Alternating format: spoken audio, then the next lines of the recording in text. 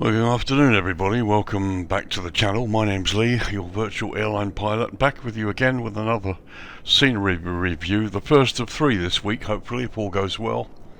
Where are we? We're in Finland. This is OULU Airport in Finland, Echo Foxtrot Oscar Uniform.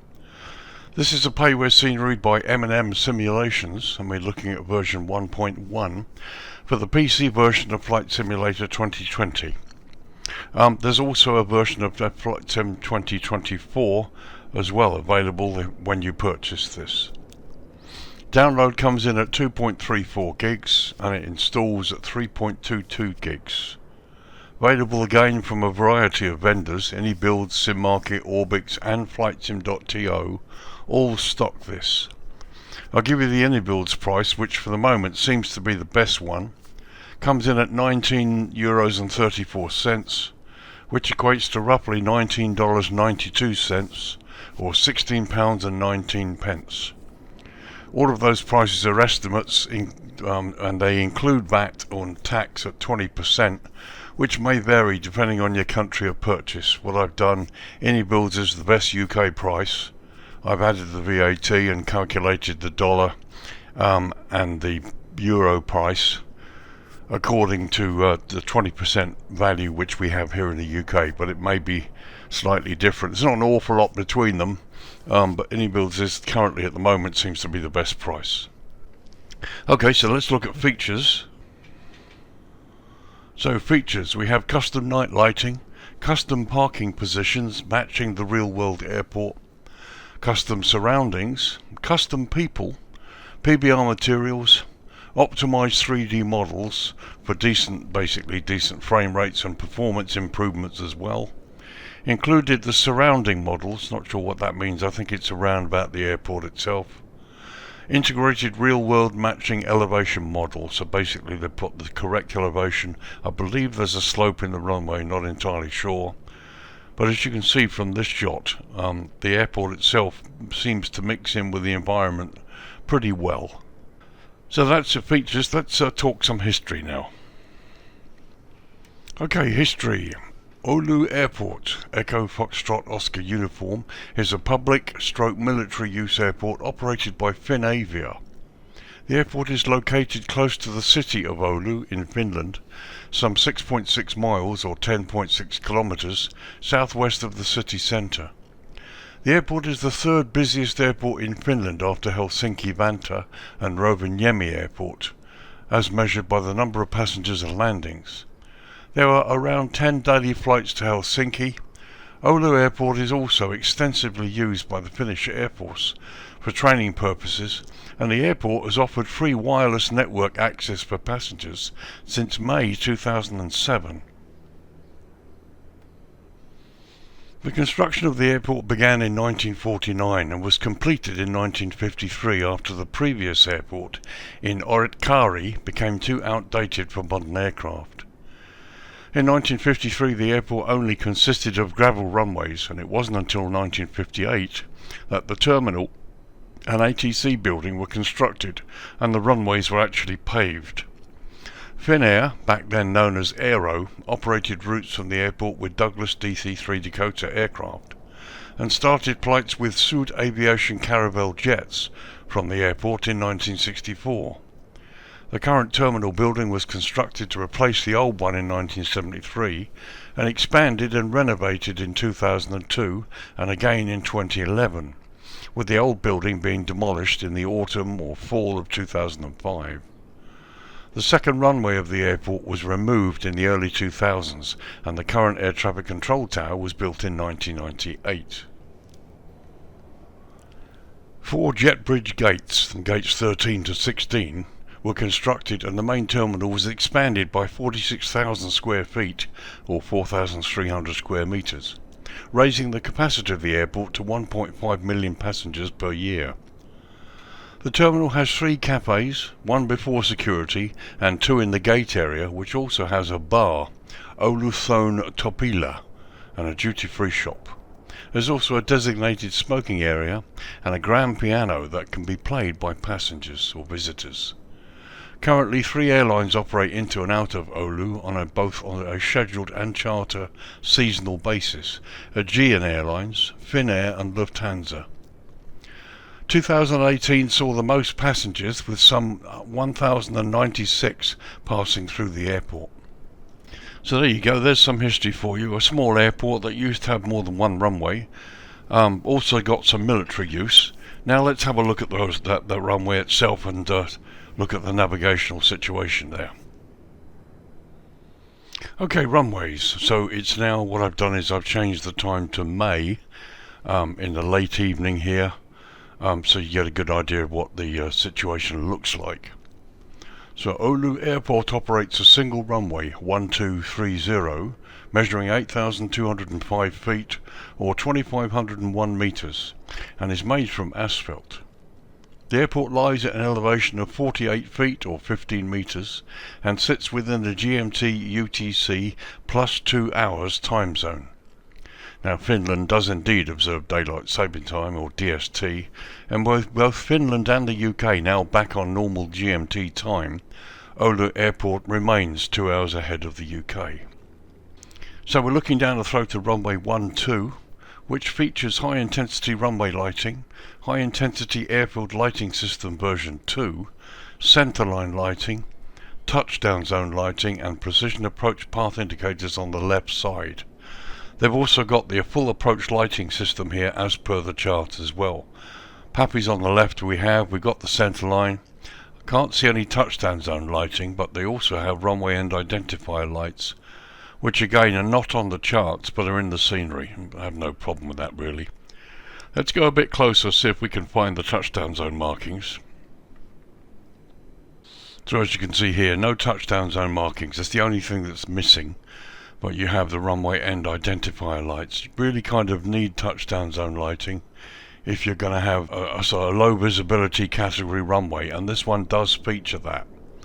So let's look at approach options. You have an instrument landing system with Y and Z options, and it's certified to category 2 low visibility ops, so it really needs the touchdown zone lighting to comply with that navigation regulation.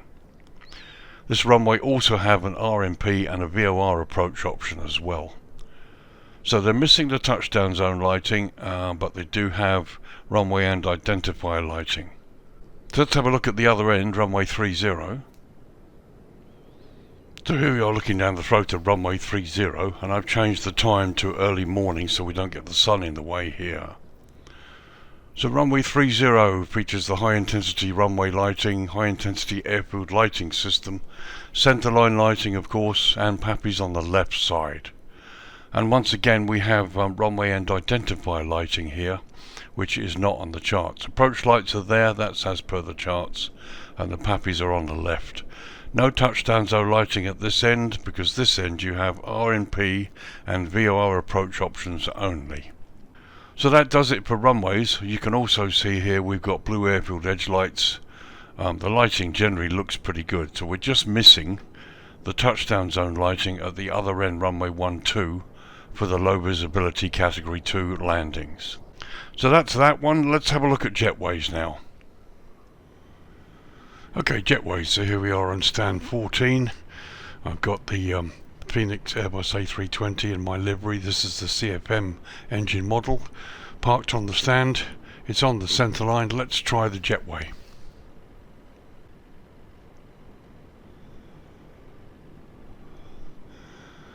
There she goes.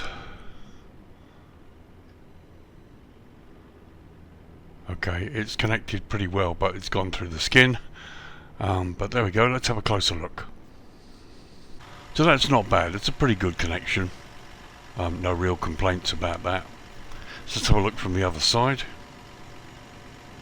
So once again, it looks okay from there, no real problems. Let's go inside the jetway now, let's have a look.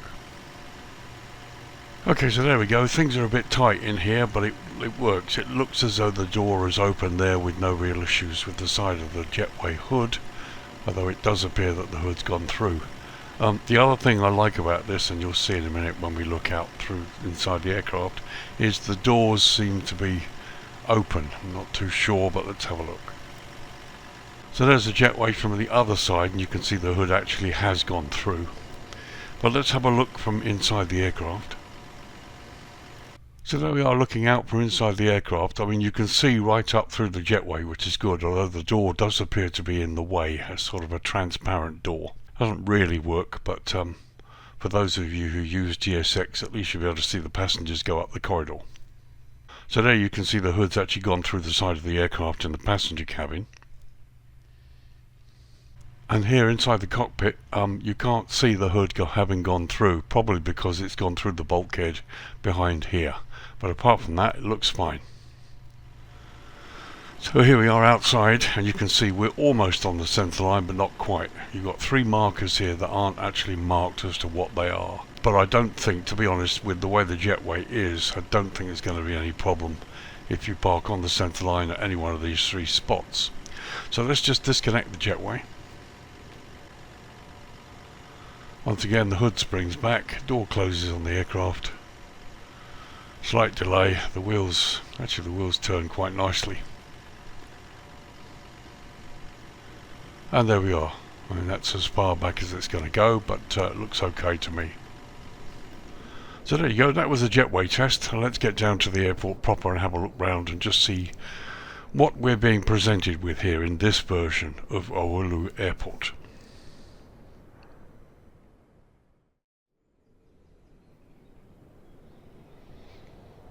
Okay, so let's start with a tour of the airport from the southern end. This is runway 30 threshold in the distance there.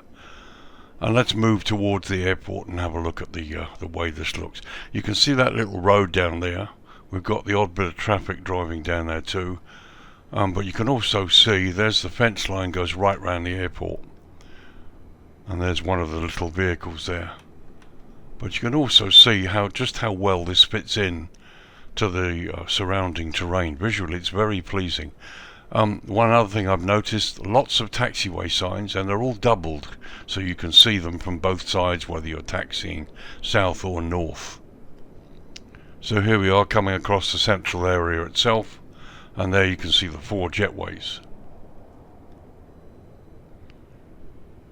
Landside, you've got the appropriate car park there.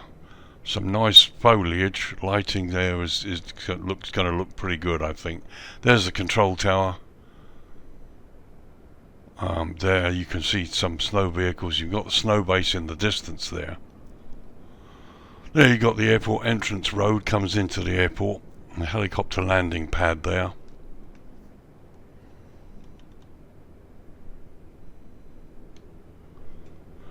There's the SNOWBASE, and just to the left there you can see the VOR station.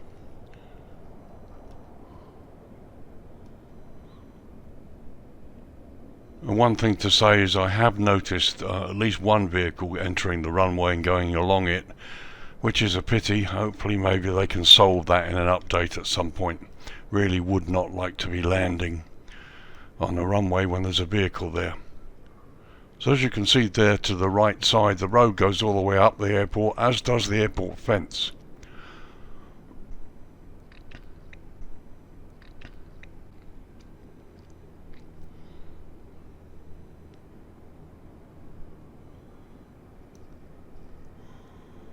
And plenty of taxiway signage, very, very good.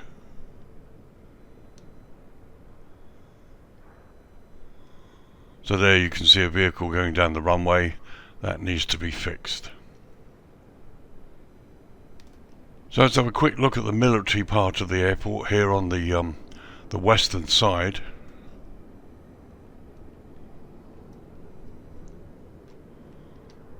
You can see we've got a helicopter. Various bits of kit lying around.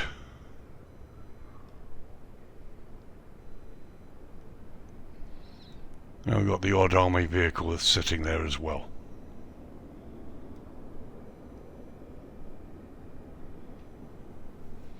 And you can see from this high level shot just how well this sits and fits into the terrain. It just looks really good. The sort of terraforming or just the way it fits in, it just looks like it belongs here, which is really good. So there we're looking towards the southwest. There you can see the remnants of the old runway that's now decommissioned. So here's the control tower. Just thought we'd have a look at it before we do a little tour of landside. Again, very nicely modelled, very crisp, very clean, looks pretty good. And there, looking through the windows, you can see the inside is modelled. All looks very nice, except we have no controllers. And just a quick look in the other direction there. So before we go up to the terminal and look at it sort of proper, let's just have a look at one or two bits and pieces around the airport here. Here you've got a couple of snow vehicles and other vehicles here. And a nice little building with the security control notice on the outside. Very nice. And here you can see we've got a couple of hangars. And some more there on the other side of the old runway. And there's a look across. You can see the entrance road going into the airport. We've also got a couple of fire tenders there and various other vehicles. I just thought we'd have a quick look at this other building on the other side of the old runway. I think this is really the main snow base. You've got snow vehicles there.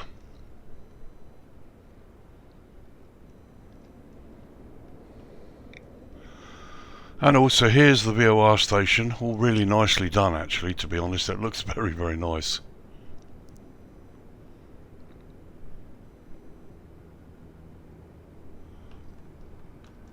Well, let's have a look at some signage out here on the taxiway. So here you've got the entrance and exit to the runway. Taxiway Papa. And they're looking from the other side. Blue airfield edge lights there.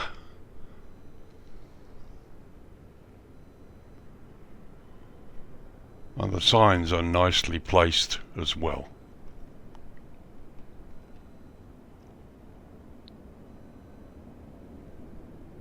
And here you can see we've got WIGWAGS, or runway guard lights, as the Americans call them. Okay, so let's go across here and have a look at landside of the main terminal before we start looking at the main airside ramp, which is what most of you guys will be interested in. As you can see, the road and everything is fully modelled in 3D. You've got signs down there, fence line.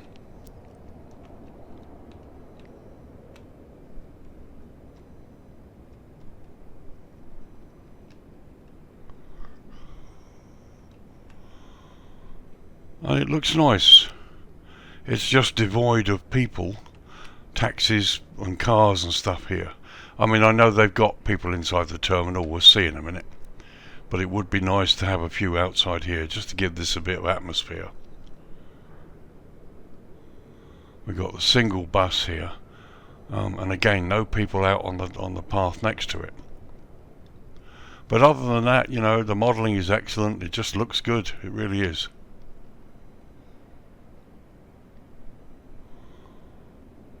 It's just been nicely modelled, really no complaints at all in terms of the quality here. It's a very, very good airport, been nicely modelled.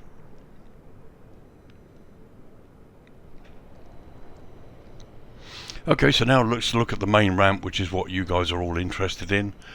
There you can see the jetways, nothing to write home about. They work, as we've seen in the jetway test. Everything looks pretty much okay. So here's the view from the flight deck. This is what you see during the day in the summer when you park up. And there you can see the VDGS system.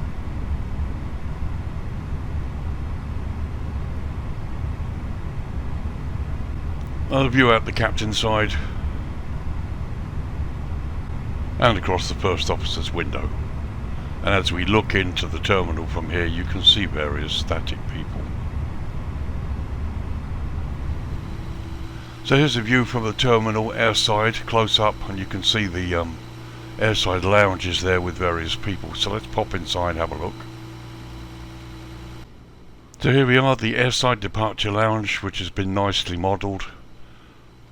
Some static passengers. And that's looking in the other direction there.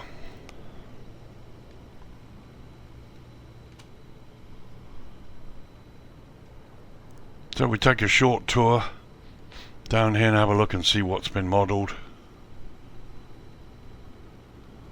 And it's nice, you know, no complaints, not been overdone, plenty of passengers, and again not tons of them.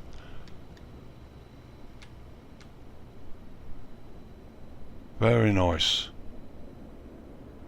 I just wish some of these had been put out landside, sort of, you know, with taxis or buses waiting to go inside the airport.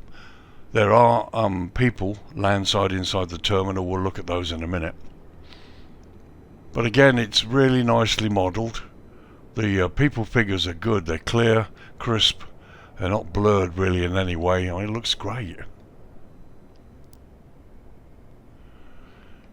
The gate check-in for 14 there, but no staff, unfortunately.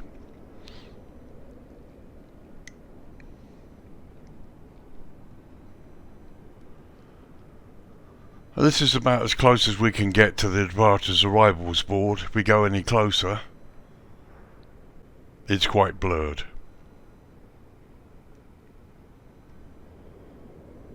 So there we've got escalators and we've got security down here on the lower level. Again, some X-ray equipment and some no agents or security people there at all, unfortunately. But as we go to the landside area here, well, this is pretty good. Okay, look, we've got a couple of check-in agents as well, which is good. Not sure why that sign is flickering. It might be my graphics card, I don't know.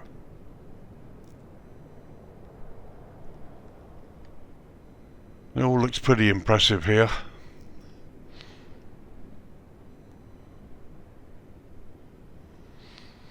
So just going back the other way in the landside now, there to the right side is the entry to security.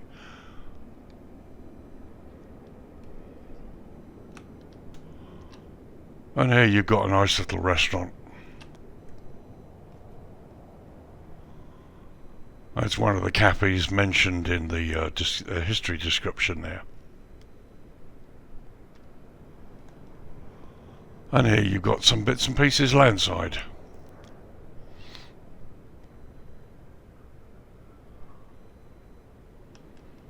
So we're back airside again, underneath the main building. Here you can see the baggage trucks. There's a fuel truck there. And there you can see my aircraft parked on stand 14.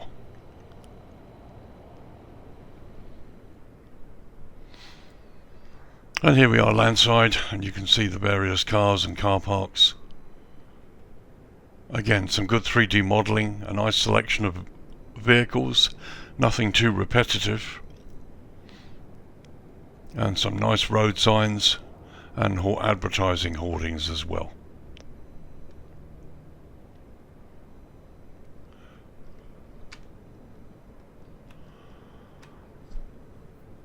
And there's nothing like advertising your own company within the scenery.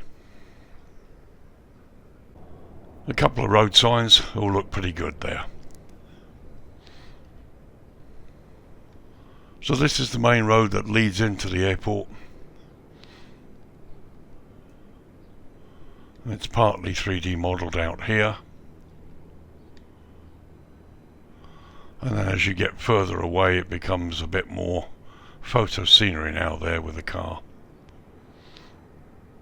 Although they still have the odd sign.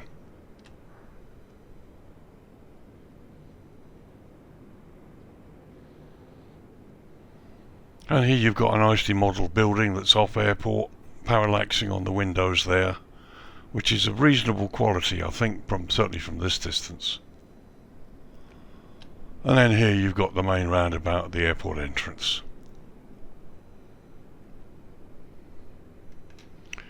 Again, with a number of buildings,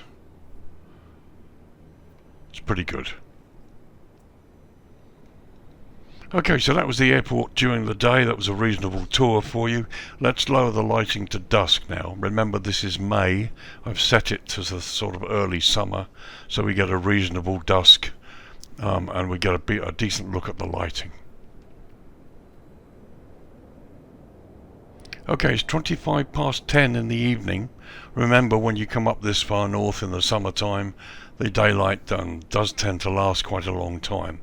Lights came on about 5 minutes ago, and this is the scene. Some nice subtle lighting. Everything is lit. Certainly the stand areas are pretty good here. Got the airport name there, and some nice subtle lighting on various buildings here and there. Here are your blue airfield edge lights. There we're looking towards the threshold of runway 30 on the right hand side there. And they're looking towards the threshold of runway 12 with the sun sinking in the distance. So just a quick shot across the taxiway. I was looking to see if we have any green centerline lights. We don't. So there's you're going to need your nose gear light taxiing up here as it gets progressively darker. Quite surprised to find that these signs aren't lit either. Maybe they do get lit as we go into night time, but we'll see in a minute. There you can see the wigwags or the runway guard lights working. No problem there at all.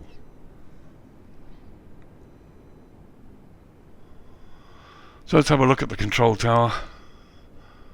As you can see, there's some nice subtle lighting going on here. Nothing too fantastic, but it looks okay. And there we can see the inside of the control tower is lit.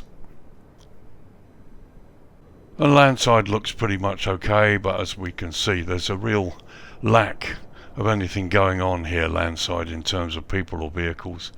And we have the obligatory asobo globes sitting all over the place.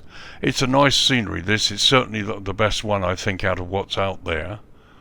But it could do with being developed a little bit more. I'm not sure about...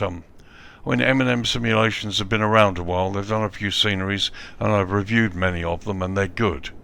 But it would appear their skill set is slowly improving, but obviously they need to sort of learn how to remove all of these. And it would be nice to see some maybe some taxis or some coaches with some people landside getting into the terminal. What they've done inside is perfectly acceptable, so everybody's inside, and sort of that's it really.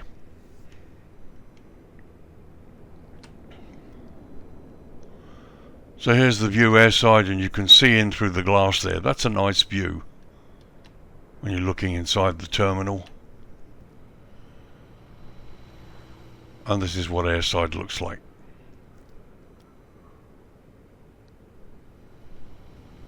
So here we are going along the airside road. And it looks great. You've got people in there.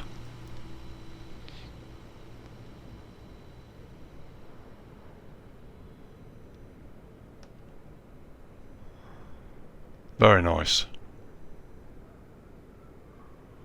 There's a security area on the lower floor.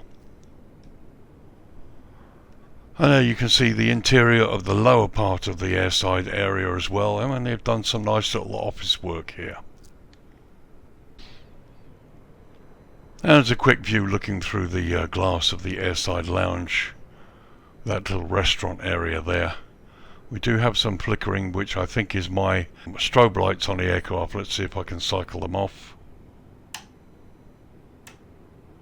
Yeah, there we go. Those of you who watch my videos regularly will see that I posted a video recently where I'm having trouble with the beacon and the strobe lights on the Phoenix A320. Still haven't solved that yet. I don't know that I will really, but we'll see. But as you can see, the modelling and everything looks pretty good. There's no real problem here, it looks fine. There's my aircraft. It's very nice indeed.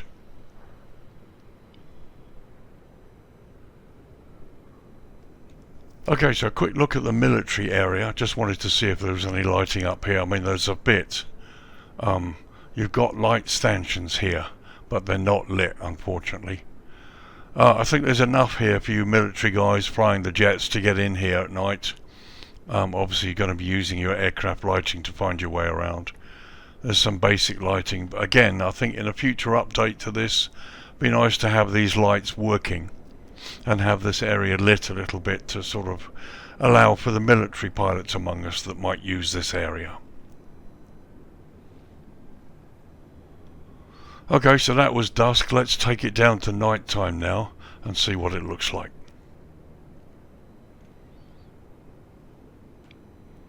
Okay, 10 minutes to midnight now.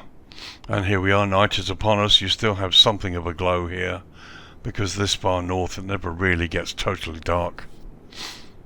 But here you can see the blue airfield edge lights. As I just said before, no green centerline lights. So you're going to have to use your nose gear light to find your way along here, which shouldn't really be a problem. And here from this area you can see the airside ramp area is pretty well lit. There you've got various hangars to the right, and you've got the SNOWBASE area here that we looked at earlier on, and now we can see some of the signage is lit as well. And there you can see it's not actually lit, it's just the signs have been designed so that they glow, so it's not sort of proper lighting as such. So there are your WIGWAGS, and you've got your blue airfield edge lights here, and this is the centre line comes in off the runway. Okay, so here's the view from the flight deck at night time. This is what you'll see when you park on gate 14.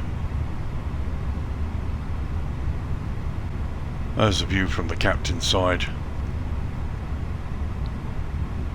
And just looking across the first officer's window. And there's the VDGS system in front of you, and that's the view inside the terminal from airside. So just a little run across the airport at night time. I mean, the lighting's fine, it's excellent, no problems at all. Tower's a bit dark from the outside, but you can see the red light glowing on it.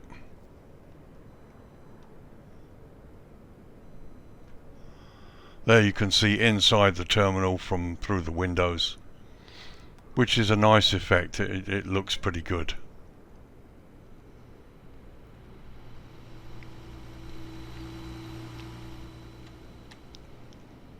So that's airside for you. So this is landside. As you can see, there's a plethora of SOBO globes floating around, which is a pity because they're not necessary. You've got lighting stands there that are working, so hopefully they'll find a way to remove those globes and maybe light up areas where there are lights that are actually not on, such as in the military area, for example.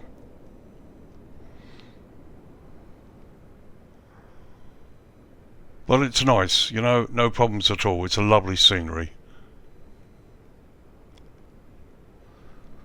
So here's the entrance to the airport that we looked at earlier. This building here has been lit up. It's probably a bit overdone here, but no complaints. They've lit it up quite nicely. Okay, so that was a look at night time for you. Let's bring the dawn up. So here's the airport at dawn as seen from landside. Lights went out about sort of 15-20 minutes ago. And it's now 4:30 in the morning. This is the point at which we've managed to get a nice red glow on the buildings there. They're kind of looking south. Threshold of runway 12 there, in 30, sorry, in the distance. And we're looking to the north. It's runway 12 approach in the far distance. There's a control tower. This is what the view across the airport. And there the sun rises in the east.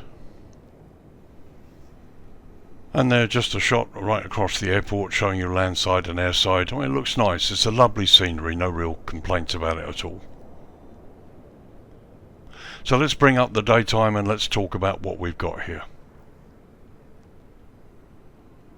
Okay, 7:30 in the morning, 3 hours later, and let's have a chat about what we've got. Do I like it? Yeah, I do. It's a nice scenery. It's certainly the best of the ones out there at the moment, in my humble opinion. They've done a nice job, but there's more to do, I think. But we'll talk about that in a minute. The modelling is excellent, particularly the way this fits into the surrounding terrain. I mean, they've modelled the airport beautifully, and it sits in the terrain and just looks good. It looks real. They've got the fence line all the way around the airport. The navigation lanes are all pretty much correct, apart from the fact that they've got no touchdown zone lighting on runway 12, which that needs to be fixed. That's the only navigation issue that I can see that they've got. They've got runway and identifier lights on both ends of the runway, but I'm not complaining about that. The terminal itself is really nicely modelled. Certainly the colouring reflects the real world. The stands are good both day and night. The VDGS system works as well, and that's a nice addition. The people inside the terminal, the interior of the terminal looks lovely. It's nothing special, but it does look good. It really does. Approach road, they've modelled 1 or 2 buildings out on the approach road, which is good. Control tower's nicely done. What would I like to see improved? Okay, there is room for improvement here. We need a couple of controllers in the control tower, obviously. And you've got this coach down here, landside, but that's really all you've got. Be nice to see 1 or 2 taxis and some people here waiting to go in, a couple of static people, and maybe a bunch of them there waiting to get on or off the coach. The car parks are nicely modelled, although this has been left to, well, it's not photo scenery, but it's not fully 3D. It's certainly not as modelled as this is. Be nice to see that improved. I'd also like to see some lighting up here on the military area. I mean, I'm not in the military myself as such, but I know we do have pilots, flight sim pilots here that like to fly the military jets, and since this is a part military airfield as well, it'd be nice to see that area lit in some way. You've got the stanchions, you've got the light poles over there, but they're not lit up, so that kind of needs to be improved. The only other thing I'd like to see is to see whether or not they can remove the floating asobo globes that sort of detract from the fact that you've got lighting here. Some of these actually weren't lit, so that just needs to be improved, I think. And I did see a vehicle going down the runway, so maybe that can be looked at. But you know, these are all sort of niggles. They're not going to stop you using this airfield. Certainly from a pilot's point of view, you've got everything you need. And visually it reflects the real world counterpart pretty well. Do I think it's worth €20? Yeah, it probably is. I mean, they've modelled the whole thing. They've done some terraforming, and they've added quite a lot. Interior looks pretty good as well. Interior modelling looks quite good. So that's just about the right price. And you've got, you know, it's available from a variety of vendors, so whoever you choose to buy from, you've got the option of getting this, which is good. And yeah, I think it's really good. I think it's a nice little airport, and certainly does, in my opinion, it just beats the ones that are out there. So it just gives you another option. So there you are, folks. It's OULU Airport in Finland, Echo Foxtrot Oscar Uniform. A payware scenery by M&M Simulations. You're looking at version 1.1 for the PC version of Flightsim 2020. And note, this is also available for 2024 as well. Download comes in at 2.34 gigs and it installs at 3.22 gigs. It's available from AnyBuild, SimMarket, ORBX or Flightsim.To. Priced at €19.34, which equates to roughly $19.92 US, or £16.19 UK. All of those prices are estimates because they include tax at VAT at 20%, which I've added to the price that I've just quoted you. And that percentage could change depending on which country you're in when you buy this. So another nice little scenery. I certainly would fly in here. It's great. Certainly would be fun in the summer. At the moment it's January 2025, and you know, this part of the world is almost pretty sort of done in darkness at the moment. So it could be fun place to fly in around about March, April.